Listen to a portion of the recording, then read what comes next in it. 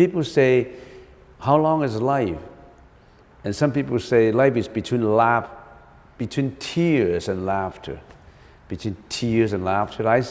The Buddha said life is between a breath. We don't have a breath, we don't have a life anymore. All right? Okay, let's concentrate back to meditation. All right. So what is meditation? Meditation is in two parts. Stabilization, people call it calming down, and introspection. Some people call it contemplation. All right? So what is calming down? What is stabilization? Stabilization is the initial method through which one is able to suppress emotions. If you cannot calm down, if you cannot stabilize your mind, you can't talk about suppressing your own emotions. So in order to calm down, because when you emotionally react to externalities, you feel fearful, you have depression, you have anxiety, fear, hatred, jealousy, ignorance, greediness, and all that, then the first thing to do is suppress them by saying, we're going to calm down, we have to calm down. But you only suppressed it. You're only using suppression against emotions. You cannot just use suppression against emotions. You can only temporarily suppress it. It's just like you cannot use violence against violence. Can you use violence against violence? No, you cannot. The same happened in Hong Kong. Can you use violence against violence? No. So mental calming or stabilization is the initial method through which one is able to suppress temporarily emotions. And what is introspection? Introspection is the primary essential through which one is able to eliminate delusions. Why do you have emotions? Because your rational thinking mind is being diluted or overwhelmed by the emotional mind. So you need to have wisdom, you need to have mental introspection. Mental introspection, you require wise concepts to overcome, to eliminate delusions. All right? So calming is the provision with which one nurtures the consciousness. When you say nurture the consciousness, because when you are emotional, your consciousness is not at peace. When you're coming down, you are more or less at peace with yourself first. And introspection is the technique which stimulates the development of spiritual understanding.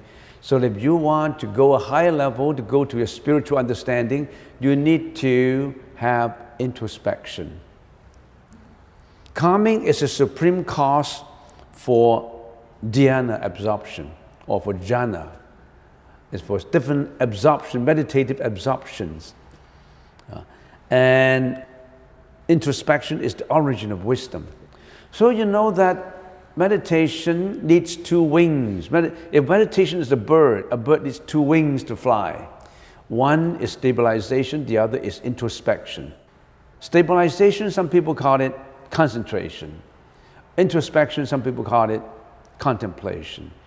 But we think that the most appropriate translation would be stabilization, not just concentration. Because to concentrate, you are trying to force something really hard.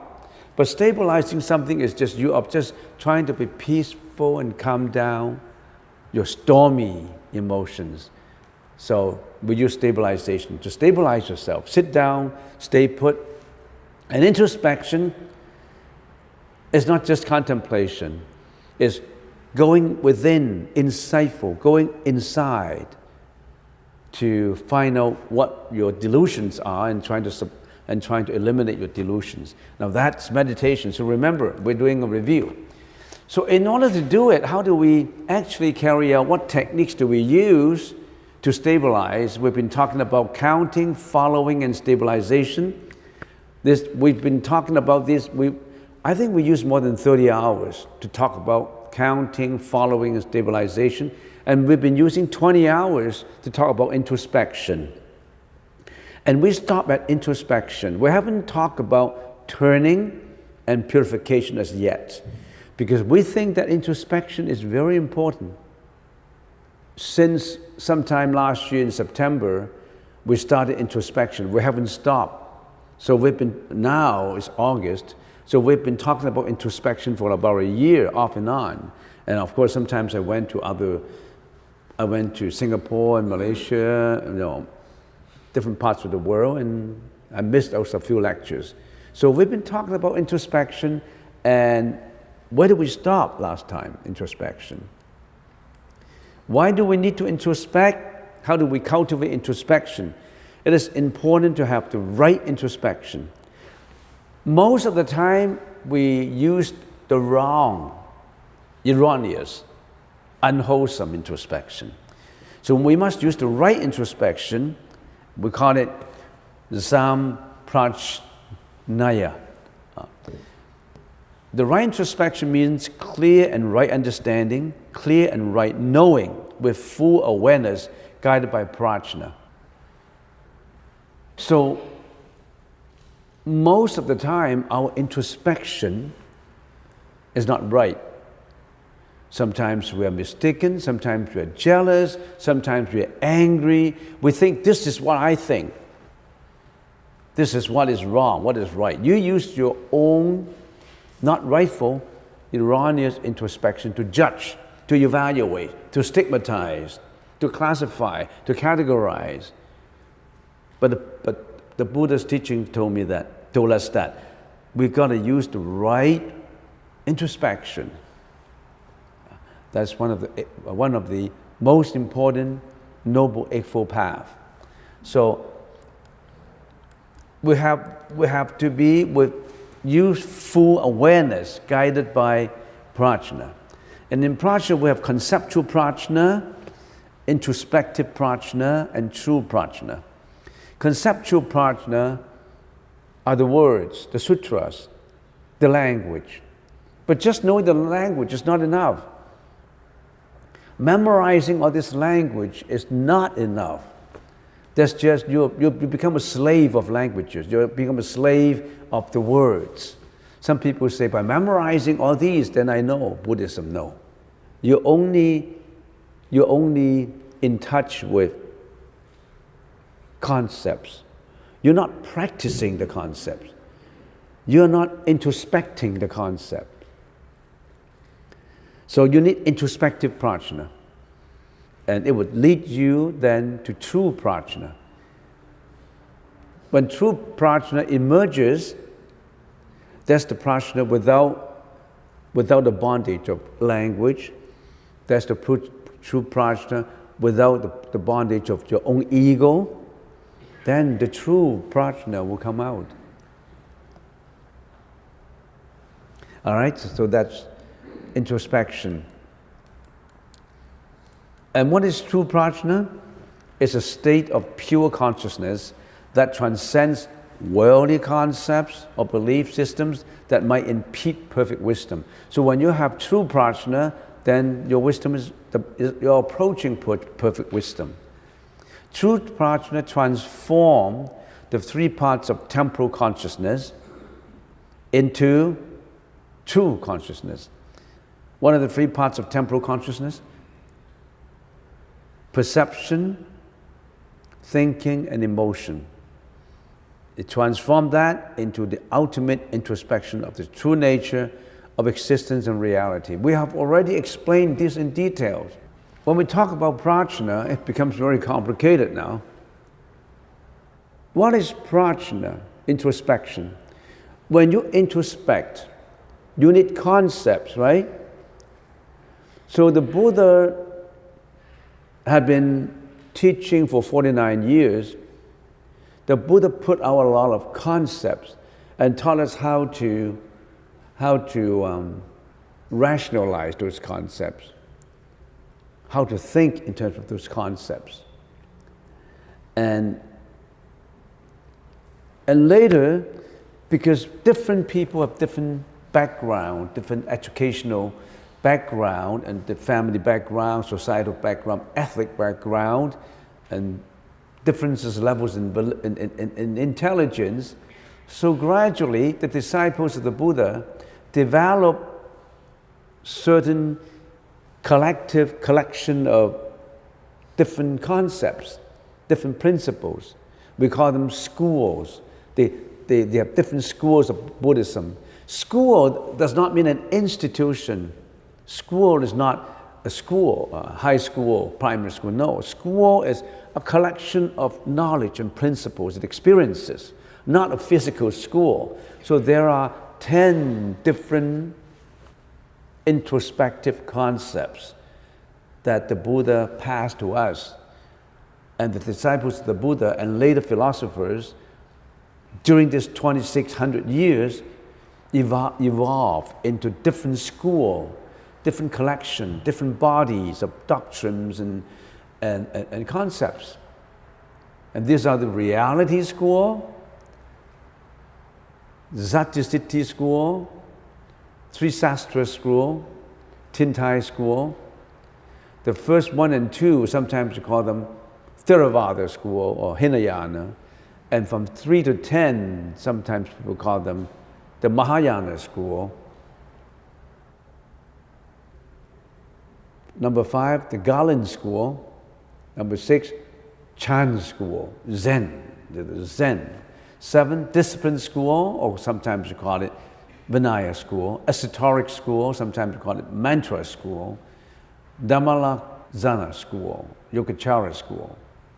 And then also the Pure Land school. So these are the different collections of different concepts. It's an ocean of bodies of language. So how do we approach this ocean? For the past 60 hours that we've been talking about, we pick out some of the primary concepts to learn. We learn the primary concepts. For example, we learn the fourfold nature of existence. We learn about impermanence. We learn about non-self, sufferings, and nirvana. We've been talking about all these different concepts. When you're doing introspection, you need concepts. Without concepts, how can you think? We all think in terms of concepts. I hope you understand what I mean. When you practice Buddhism, you think in terms of concepts. What are these concepts in your mind? Are they the right concepts? Many people use the wrong concepts. The concepts of getting more. I want to have fame. I want to have reputation. I want to have long life. I have requested the Buddha to give me long life, to give me money, to give me reputation. They use the wrong concepts. They believe in the Buddha just for the acquisition of merits, of benefits. That's not the purpose of Buddhism. Buddhism is not to acquire. Meditation is not to acquire. If you think about meditation, is to, I want to have good health. I want to do yoga. I want to live long. I want to have good health so that if I have good health, then I'm strong enough to make more money. I'm intelligent enough to do this. I have intelligence to do that. You are in the process of asking for more. That's not the objective of the Buddhist teaching. Meditation is not to ask for something. Meditation is to get rid of all. Let go of all. Zen is not to acquire. Zen is to give up. When you have nothing to give up, you are approaching the right way. Buddhism is to let go. Can everybody let go? Can I let go? No. I have this temple. How can I let go of this temple? I have to manage it.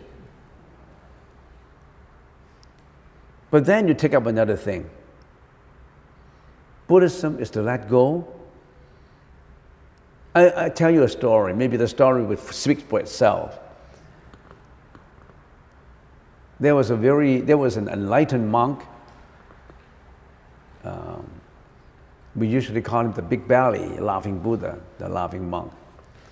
And he was always walking in the street in the market. He didn't want to say a word. And he was a reticent person, an introvert person. He didn't want to speak. He just go around the market, and if it comes to the necessity of speaking, he would say, okay, chant. He just say what is necessary. And he was always carrying a bag on his back, carrying a bag, big belly, going around the market carrying a bag.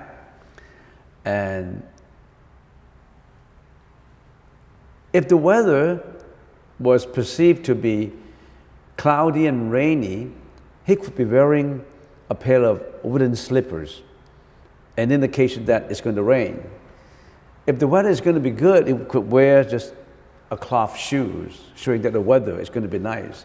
I mean, whatever he's doing, he's not speaking, but he's indicating everything by carrying a bag and wearing the right robes. And one day there was a novice monk going up and asked him, Venerable, what is Buddhism? What is true Buddhism? I'm in search of true Buddhism. Tell me, what is Buddhism? And then the monk took the bag down and put it on the ground. Didn't say a word. Please tell me what is Buddhism. Didn't say the word. He just took his bag and put it on the ground. On the ground. What is Buddhism? He didn't answer. He just picked up the bag on his shoulder and walked away. The novice monk felt perplexed. I'm asking a question. How come I got no answer? So the novice monk returned back to his own temple, and he started to ask his own master, Master, this afternoon I met the monk, the big belly monk, and I asked him, what is Buddhism? He didn't answer a word. He just put his back on the ground. When I asked again, he just put his back onto his shoulder and walked away. What did he mean by that?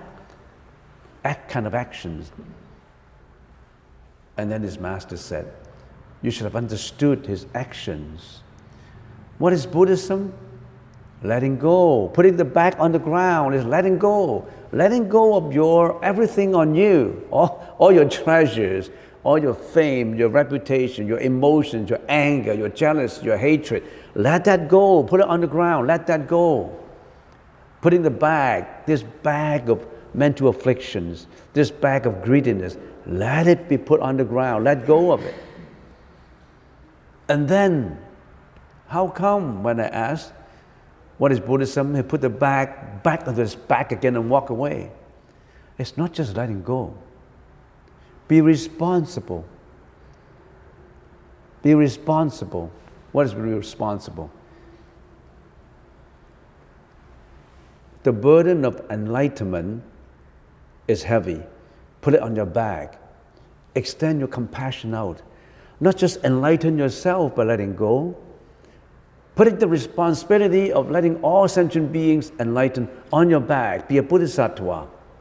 So not exactly letting go, but you have to learn how to let go first. Buddhism is not just letting go. You have to let go at the beginning, but you take on, letting go and taking on. So there's no one answer to it. There's no one thing as, that is it. Letting go is it? No. More than letting go. And then we say, what is the purpose of meditation?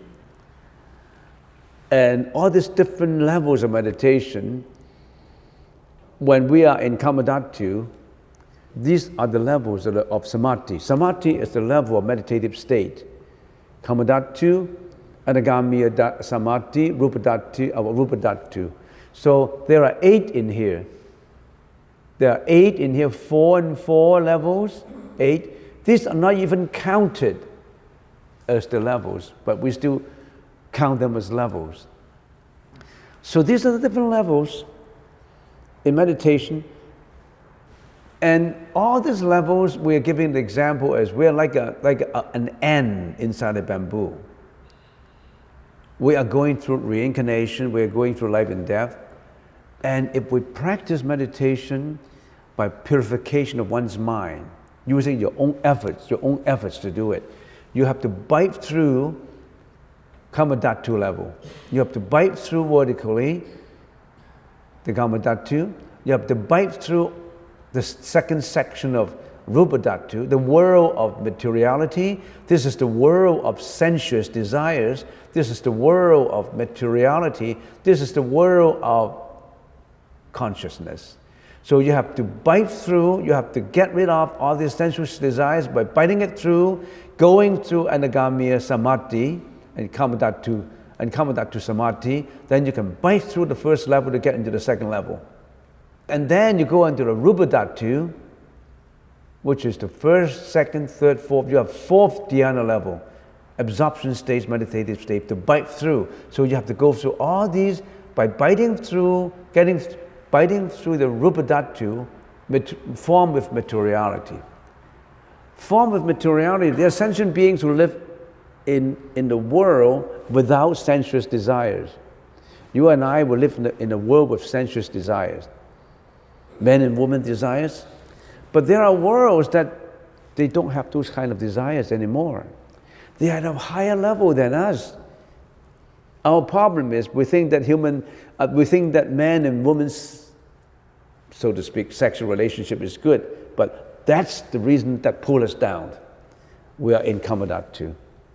But people are in higher level, they don't have man and woman relationship anymore. They're in a much higher state, much higher happiness. But they still have to go through first level, second level, third level, fourth level. They still have materiality in here, which means that they still have form. They still have a body. They don't have the sensuous desires anymore, but they still have materiality. And then when you bite through, going through Rupa Dhatu Samadhi, you bite through, they go on the higher level, which is Arupa Dhatu, which is the world with no more materiality, only consciousness left. You think materiality is good? When there's materiality, there's suffering, because you're pursuing materiality. You are materialistic, that's what we call it. On Arupa Dhatu, there's no more material, only consciousness left. So you bite through that, your consciousness left. If you can bite through further, then you're out from samsara. If you can bite through. How long would it take this end to bite through all these things smoothly and go and get out from life and death? This is all life and death, samsara, life and death. How long would it take you? Millions of years, millions of lives. Very difficult. And the Buddha suggested that an easy way for us is we don't have to bite it through like that. We just bite through with it horizontally to get to the Pure Land in this life.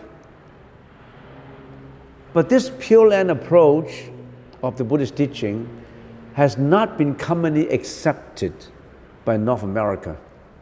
They don't even know about chanting Buddha, chanting Amitabha Buddha would qualify them to go to the Pure Land. Not even that, not even people who study the Pure Land approach, they're not practicing it well. They're still going into meditation, they're still going into chanting mantra, they're still going into very difficult ways of enlightenment. So there's still a lot of work to be done by those who promote the Buddhist teaching, that we should gear all our efforts towards an easier approach, which is chanting of Amitabha. This is what we commonly call the heavenly approach. Go to heaven first. But heaven is not the way to go. In the Buddhist teaching, they don't call it heaven, they call it the land of bliss. Sukhavati Vyuha, the land of bliss. And in some religion, they call it heaven. Go to heaven first. But in order to go to heaven, there's conditionality. There are certain conditions fulfilled that you qualify yourself to go to heaven. You must study it. All right, but this is not our topic today. This is the end, this intelligent, wise end. He's not going to go through every section. He's taking the easy approach by biting through horizontally to get to the Pure Land. We talk about the 5 meditative elements: inquiry, inference, comfort, and contentment, and stillness of mind. These are the meditative elements in during our meditation, during our conceptual understanding. So inquiry, inference is actually introspection. These are the causes. Comfort, contentment, and stillness of mind, those are the effects. Up to that point, cause and effect. But effect is a cause leading to another effect. So it's an unending loop. Stillness of mind is a cause for going into enlightenment. So stillness of mind, contentment, and comfort are the effects of inquiry and inference, but comfort, contentment, and stillness of mind are the effects for enlightenment too. And then we say, in Kamadhatu Samadhi, we have different levels. We have already explained this, but it's just a review. Kamadhatu, when you are in Kamadhatu Samadhi, you would experience, you conceptualize and experience inquiry, inference, and then you'll realize comfort and mental contentment. In Anagamiya Samadhi, you realize stillness of mind, but the degree is not high. But if you go to the first jhana, you have all the 5 elements. And then when you go into the second jhana, you get rid of inquiry and inference, because those are too crude for you. When you are in the first jhana, you have all the 5. And then when you want to go further, you say, inquiry is still a burden on me. Inference is still a burden on me. I want to let them go. When you're in the second jhana, you already have gotten rid of inquiry and inference, which you think they are burdens to me. I need them when I first start, but now they are burdens. I want to get rid of them. Even that idea of inquiry, that idea of introspection, that idea of stabilization, I want to get rid of those ideas. I don't want those ideas because they are disturbing me.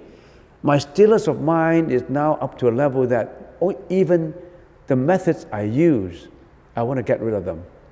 Then you go into the second jhana. And when you continue to practice in the second jhana, you will find that this comfort that I feel become a burden. I want to get rid of this comfort. They become a burden to me. I want to get rid of the comfort. You want the comfort, right? But the second level, the second jhana people, I don't want this comfort anymore. They are a nuisance to me. So when you continue to practice from third jhana to the fourth jhana, you say, even this contentment in me is a disturbance to me. I want to get rid of this contentment. Then you go into the fourth jhana. Then you have that stillness of mind. Even that stillness of mind is a burden. You want to get rid of them. Then you go into enlightenment. You understand what I mean? It's good to know about this because you think about meditation. Some people say, I've been meditation for 10 years. Where would I go from here? Where would you go from here? First jhana, second jhana, third, fourth jhana. And how long would it take me? Millions of years. Maybe to you it's just 1 year because you're already at fourth jhana and you reincarnated in this world, you're waiting to be enlightened. Like the Buddha. The Buddha came down to this world waiting to be enlightened. He already have practiced for millions of years. And just one this lifetime, he just need to get rid of the stillness of mind. Became the Buddha. Maybe you are qualified, you became the next Buddha, then you be born in this world, you try to get rid of the last straw on your back that has brought you all these troubles. The last straw. You want to get rid of the last straw. When you get rid of the last straw, you become the Buddha. But there have been many, many straws on your back. Now the last piece of straw, you get rid of them. If you meditate, if you don't know how, you could run into problems too. There is a dark side of meditation, if you didn't know how to do it. If you mix qigong with meditation, you could get into trouble of kundalini. What is kundalini? You could have experienced some ecstasy, some pain, some emotional transformation that you couldn't take. And you need a very experienced teacher who actually have gone through the kundalini to give you the instructions. And you could run into disasters sometimes if you don't know how to recover from it. You could run into chronic exhaustion. There are experienced meditators who went into chronic exhaustion, but during the chronic exhaustion, they were enlightened. They were able to produce a lot of good writings. There are monks who are enlightened, but they are still in that chronic exhaustion. But finally, they will get rid of it. Even that, they will get rid of it. Then, as we always say, once you get rid of the last straw, you'll be coming out smelling like roses. That's the idiom I always use. You become enlightened. In the future, I like to change my emphasis, not on meditation anymore. I like to change to the easier method of enlightenment, the recitation of the Buddha's name approach. That is, once this body is shut off it's off, once you die, if you're not enlightened yet, you're not at fourth, third, second, first, then you will roll into the next life with all your karma. What would you become in the next life? We don't know. It depends on what you have done now. You could be poorer than now, or wealthier than now. You could be, I don't know, it depends on your karma, but you'll be in reincarnation. But you don't want to go into reincarnation. You want to be in another world where there's no reincarnation. That's Amitabha's land. But there are certain conditions for you to be qualified to go to that school, to that land. So, the concepts we are explaining, as we first started in my session, I said meditation is in two parts. The stabilization part, which is the samatha part, and the introspection part, which is the vipassana part. And I have spent a lot of time in introspection. And introspection, I said, there's so many concepts that the Buddhist, included in the Buddhist teaching, the 10 schools. How can you learn everything? Even if you live up to 100 years, you cannot learn everything that the Buddha taught us. So I said, we can only pick and choose, like an ocean. To taste the ocean, you don't have to drink up the whole ocean. You just scoop up a few cups and you know how the ocean tastes.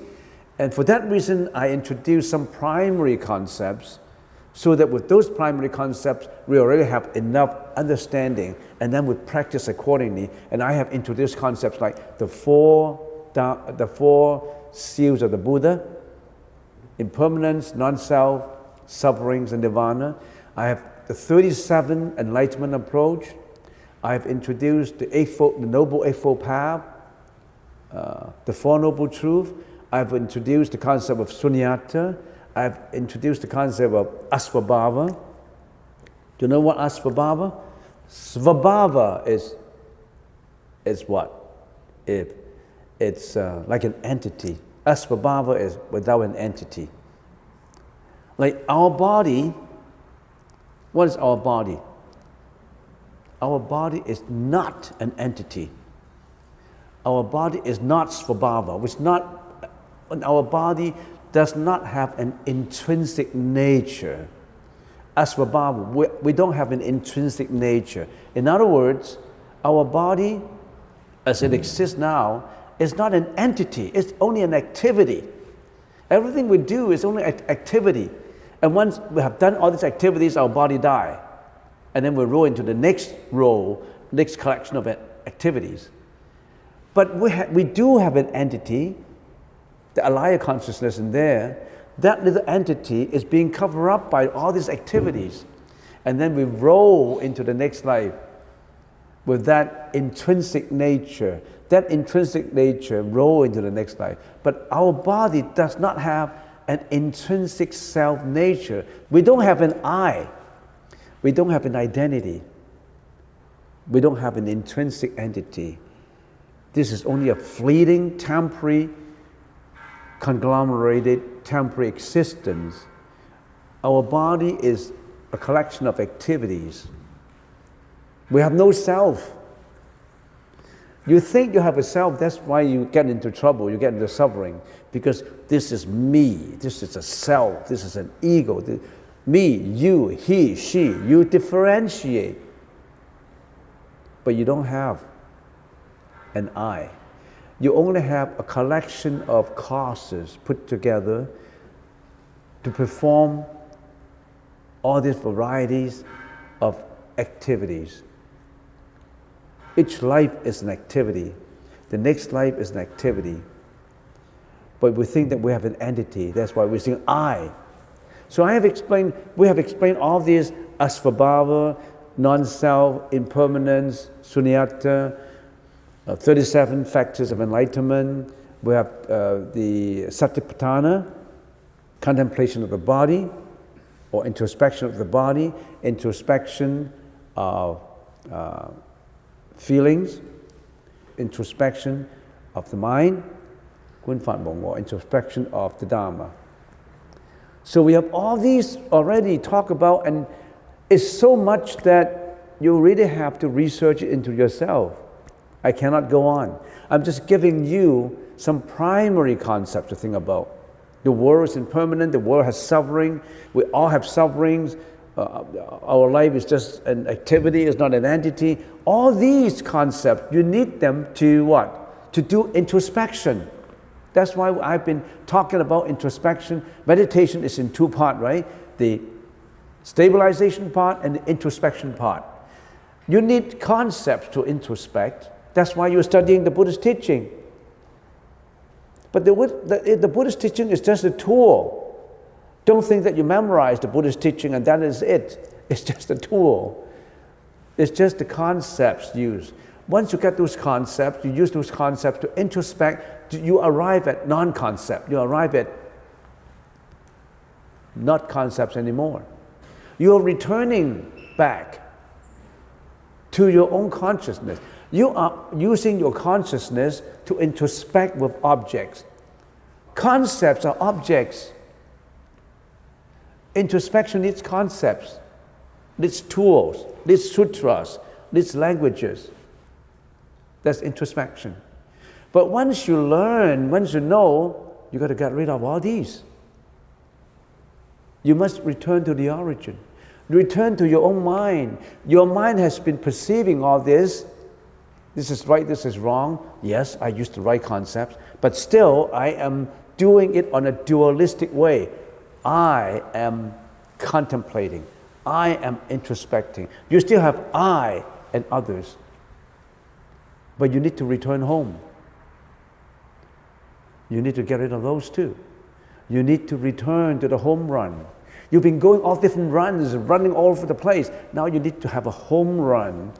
You get rid of all what you already got. That is how we first start. We already talked about counting, following, stabilization, introspection. What is turning? Returning home. Don't pursue those concepts anymore.